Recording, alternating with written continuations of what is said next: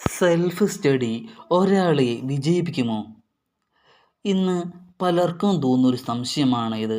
Self study എന്നത് ഒറ്റയ്ക്ക് സ്വന്തം പഠനത്തിൻ്റെയും വളർച്ചയുടെയും ഉത്തരവാദിത്തം സ്വയം ഏറ്റെടുക്കുന്ന ഒരു സമീപനമാണ്.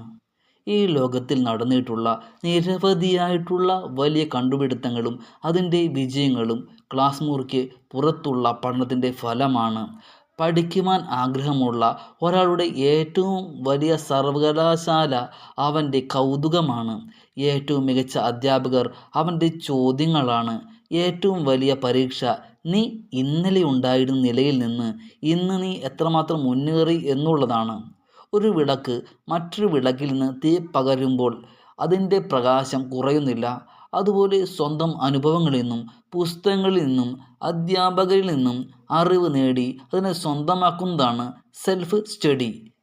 പഠിക്കുന്നവർ നമുക്ക് വഴി കാണിച്ചു തരും, പക്ഷേ പഠിക്കേണ്ടത് നമ്മൾ മാത്രമാണ്. ഒരു നദി സമുദ്രത്തിൽ എത്താൻ ഒറ്റച്ചാട്ടം കൊണ്ടല്ല പോകുന്നത്. അത് ചെറിയ അരുവികളായി തുടങ്ങി കല്ലുകളെയും മുള്ളുകളെയും എല്ലാം മറികടന്നാണ് മുന്നോട്ട് പോകുന്നത്. അതുപോലെ തന്നെയാണ് സെൽഫ് സ്റ്റഡിയും. സെൽഫ് സ്റ്റഡി ചെയ്യുന്ന ഒരാൾക്കും ആദ്യ ദിവസം എല്ലാം മനസ്സിലാകണമെന്നില്ല. എന്നാൽ ഓരോ ദിവസവും ചെയ്യുന്ന ചെറിയ ചെറിയ ശ്രമങ്ങളാണ് ഒടുവിൽ ഏറ്റവും വലിയ വിജയങ്ങളായി മാറുന്നത്. പലതുള്ളി പെരുവെള്ളം എന്ന് പറയുന്നത് പോലെ തന്നെ പല തുള്ളികൾ ചേർന്നാണ് വലിയ ജലാശയം രൂപാന്തരപ്പെടുന്നത്. അതുപോലുള്ള പഴമൊഴി അറിവിനും ബാധകമാണ്.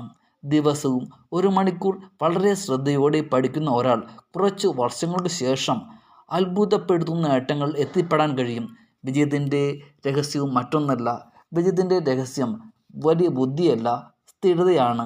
പഠനം നിർത്താതെ മുന്നോട്ട് പോകുന്ന മനസ്സ്, പരാജയങ്ങളിൽ നിന്ന് പാഠങ്ങൾ ഉൾക്കൊള്ളുവാനുള്ള സ്വഭാവം, വീണ്ടും ശ്രമിക്കുവാനുള്ള ധൈര്യം, ഇവയാണ് സെൽഫ് സ്റ്റഡി ഇവിടെ യഥാർത്ഥ അടിത്തറ.